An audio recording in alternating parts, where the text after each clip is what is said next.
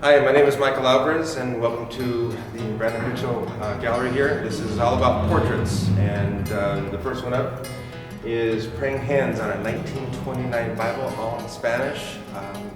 Fantastic idea that a client had given me, and it was literally fun to do. So, of all things, you know, the portrait of the hands. As simple as that is, we go over to the next one. This is Kingsley, newborn shot. The client literally wanted weeks or days old, and so Kingsley, and I know you're old enough now, but guess what? You're on candid camera now. So, and she just had her birthday too, so 3 years old. So, which is even better. Next one is actually the mother. For this image of Casey, it was literally two small lights. If you were to look at it from camera angle, from what you're looking at now, it is one light coming in from here, hitting her just very in a narrow factor.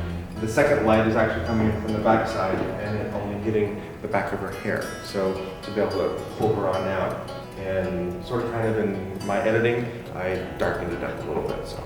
I've been shooting for a company based in Texas. It's called LumaQuest.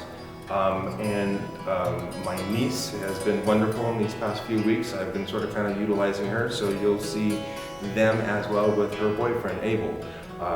So what you're gonna see here is 3 different versions of me shooting with an extremely long lens, from anywhere between 20 to 30 feet back. I wanted to get impressions of just them without them knowing I'd been there. It could be her, Sammy, putting her head into his shoulder. The nice part about this entire shoot was it was raining in the morning, and it turned out to be an extremely gorgeous sunset over at Yoko Valley, shooting it just completely differently than I'm used to. So. Just wanted to get that clean and crystal clear look. The one thing about photography that everybody loves is that we get to travel. And sometimes we get to travel for our family. And my niece, Trish here, she just turned 18 years old, even though in the picture she doesn't look 18. Welcome to the Philippines. This was my gift to her. And so we went out on 2 or 3 different locations. The nice part is there's not a bad picture that you can take out there. So happy birthday, Trisha, again from the Philippines. The nice part about this is that you really go ahead and talk to your client. So here, sitting in his 10 by 10 office, sitting on his desk, making sure that his haircut was correct. And just having a normal conversation. It was like me having a normal conversation with my father. I asked about how his work was, what he loved to do, how much he loved work, what he used to do. And the main picture was because he was Man of the Year. So it was an honor to go ahead and photograph Mr. Sam Logan. The man of heart is all I can say. So the main concept on the shoot was to be able to go ahead and give them a younger look and then an older look. So the younger look was the age anywhere between 12 to 16, which obviously they weren't at this time. And then we had to go into makeup and to pull up all their highlights, their lips, eyes, and so forth, including their hair too as well. The nice part is that when you're shooting against the white background, it really accents who they are. So here's to Crystal and Erica. The nice part is that there's always a perfect shot with perfect symmetry with this portrait. To me, it was his balloons and his birthday, and by the time he turned around and looked at me, he basically yelled, "Santos!" And we all got a laugh out of it. So. The next one is the milk bath shot. Another young lady that I've known for quite some time in her family. When she was pregnant with her second, she wanted to have a milk bath shot, so we went out. She found a good large bathtub to utilize from one of her best friends. The lines in the picture are actually from the blinds from the window in front of her. So, and then I had a small little flash coming off on this side to go ahead and illuminate her. So, and she's just being as comfortable and collective with all the flowers around her. And now she's got 2 healthy baby girls and working full time. Next one on over. For some reason, I like to backlight naturally with sunlight and to fill in a little bit with flash and shoot from a long distance. So that's just one of my techniques that I use to pull up something very glamorous in a sense, but almost like in a glamour glow. So, but this is what I call the sunset kiss. So when I have something in mind and I sort of kind of start seeking my clients to do something really weird and basic, we sort of kind of set up to the foothills in Sequoia National Park. We bring 2 horses, a ton of pizza, tons of water, and we literally wait for the best sunset to come on down in the mountains. And shooting from about 30-40 feet away easily, and my wife on the camera left-hand side with 1 flash, made for a most gorgeous sunset with the horse, and I couldn't have asked for better on that one. We were all pleasantly surprised. My next one is with Holly Winters and Drew. They are based in Nevada. This is up in Red Rock Canyon. Beauty says it all, so thank you again to Holly and Drew for this one. Okay, this one is actually for William Dilberg. He's the one who put me into a lot of this photography with the galleries and Arts Consortium and whatnot. Well, he was supposed to photograph this wedding. He was not able to. He passed away a couple months beforehand. I approached the family. I basically told them that it was going to be my wedding gift to them because it was going to be in honor of Bill Dilberg. So they chose the perfect location off of Pismo. The bride got ready over at the Madonna Inn. We've got some great shots there. So this is in honor of Bill Dilberg. One thing that that he liked to do a lot was to backlight. Well, I sort of kind of went a little bit further and made it look like almost a star effect. If you look on the pictures online, you'll see in the back of his head, you have more of a star effect going on through.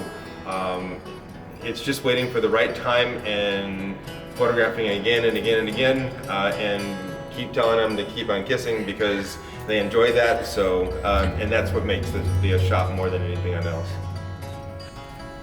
So one of the things that I've been doing quite often this past year and a half is birthday portraits. This was photographed over at Bravo Lake at the gardens, and I literally told them I wanted to wait until almost sunset time.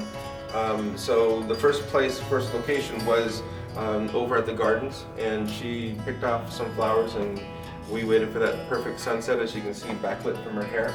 Then I just threw a little bit of a flash in front of her as my wife was there helping me with that, and it turned out absolutely wonderful. And the mom was actually liking this photo more than some of the others, but because this showed off who she was, and she's also into volleyball too at the same time.